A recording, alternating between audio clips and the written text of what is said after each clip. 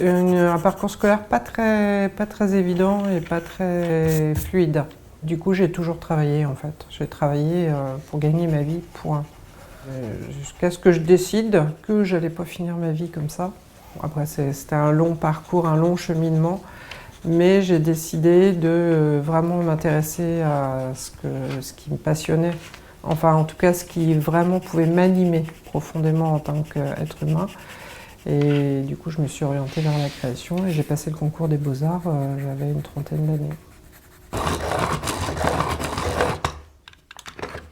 C'est vraiment le territoire de la littérature, la lecture, la poésie, depuis toute petite, qui m'a toujours emmenée vers des ailleurs qui étaient extrêmement précieux pour moi. C'est tout d'un coup, à travers une superposition de mots, un territoire imaginaire qui se met en place.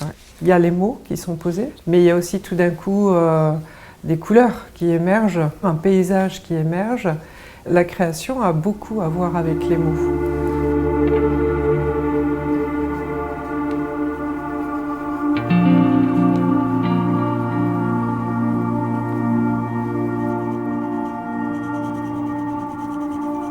Quand je travaille, je pense que je réinitie ce que je vis à travers la lecture, c'est-à-dire cette circulation de la pensée, de la perception, de la sensation.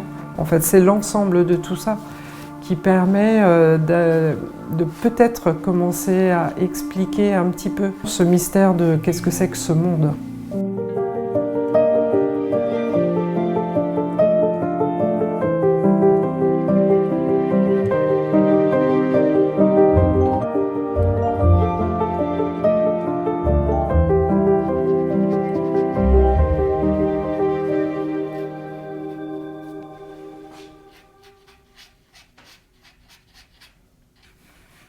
Quand on est enfant, on regarde les taches sur les murs, on regarde les nuages, c'est-à-dire une forme abstraite qui va tout de suite nous emmener vers une autre forme.